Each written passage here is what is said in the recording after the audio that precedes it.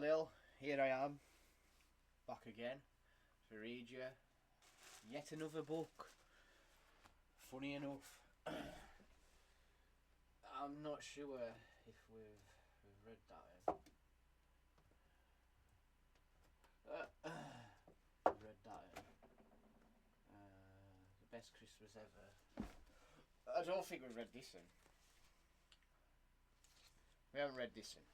We're going to read another kids' book today. And this one is called The Best Christmas Ever. And on the front cover is a hedgehog and a mouse. And we are just going to sort a camera out. And that will do the job.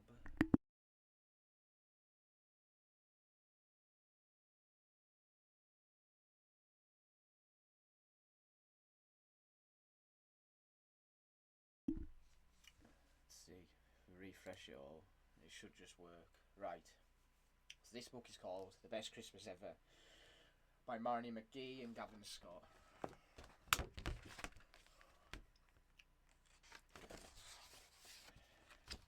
Don't think I read this one, I could be wrong.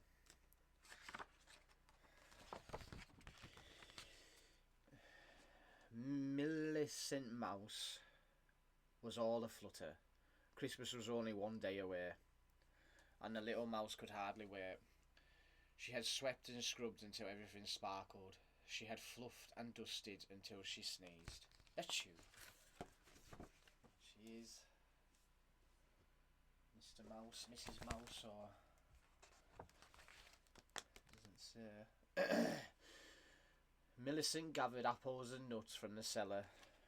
In a flurry of flour, she baked an apple nut pie. She poured honeys and spices into the kettle. Standing on tiptoe, she sniffed and smiled. Christmas just wouldn't be Christmas, she said, without hot honey punch and apple nut pie. Interesting.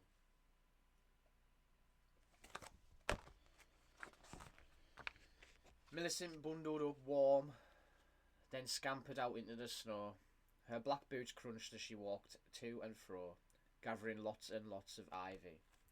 Christmas just wouldn't be Christmas, she puffed, without fresh ivy for my wreath and berries to string on my tree.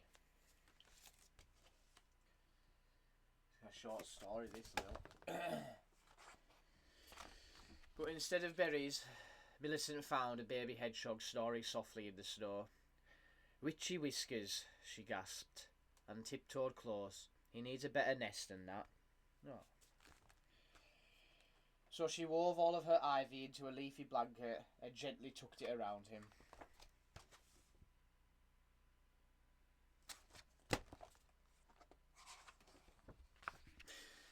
By the time Millicent had finished, the sky was growing dark. Fiddle she fussed, too late to search for berries now. Millicent scurried home. There she found Felicity Finch and her chicks searching for food. What, oh what, shall we do? The mother bird cried. The snow has covered our seeds. Come in where it's warm, said Millicent. I've just made an apple nut pie. Whoa. Quaw. Apple nut. Sounds like a crumble. In the flick of a wing, the kitchen was full of hungry chicks. Their feathers fluttered and flapped as they flocked around Millicent's pie. Tasty, tasty. Tasty, tasty, kind. How kind, they chirped. And then they were gone. In a whoosh, and feathers and dust, Millicent sneezed. Situ, situ. Nothing was left but scattered crumbs. Greedy birds.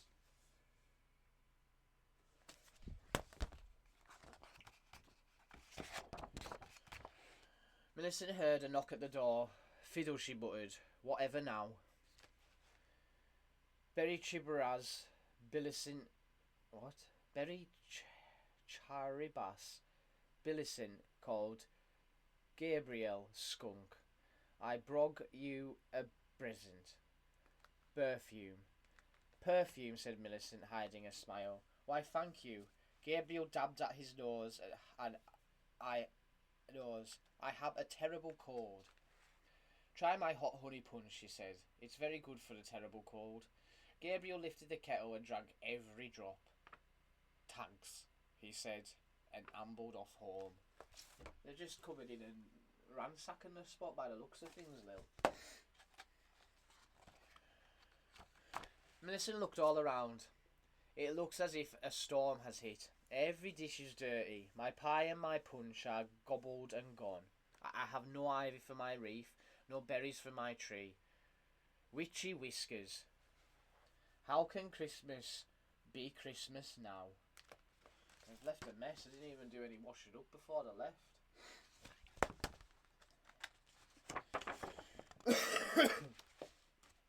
Then Millicent smiled. At least I have had my perfume. Perfume from a skunk. She giggled and bustled off to bed. The baby hedgehog is warm, she whispered. The chicks are full of pie, and the punch will help dear Gabriel's cold. And with a yawn, she fell asleep.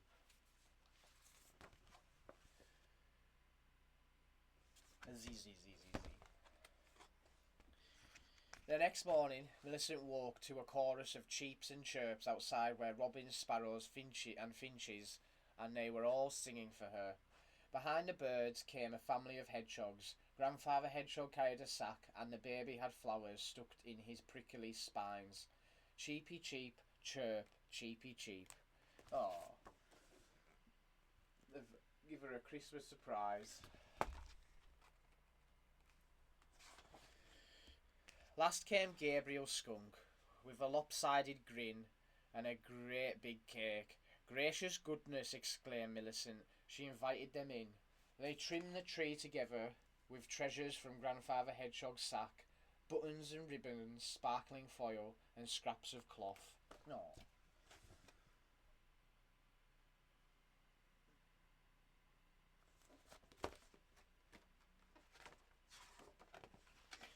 Oh. Millicent's black eyes sparkled. This is the very best Christmas ever, and I am surely the happiest mouse in the forest. Christmas just couldn't be Christmas without my wonderful friends.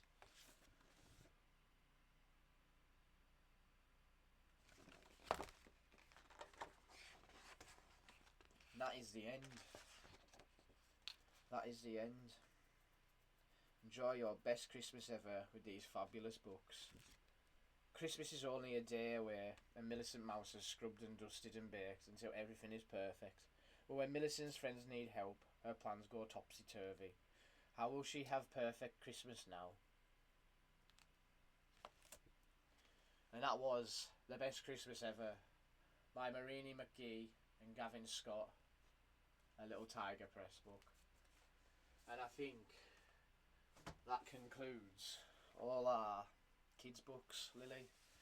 So your dad is going to have to ratch out a few more, he thinks, because we can keep reading these ones, my U-book, my E-book, and my S-book. But, oh, the camera's just gone. What a perfect time.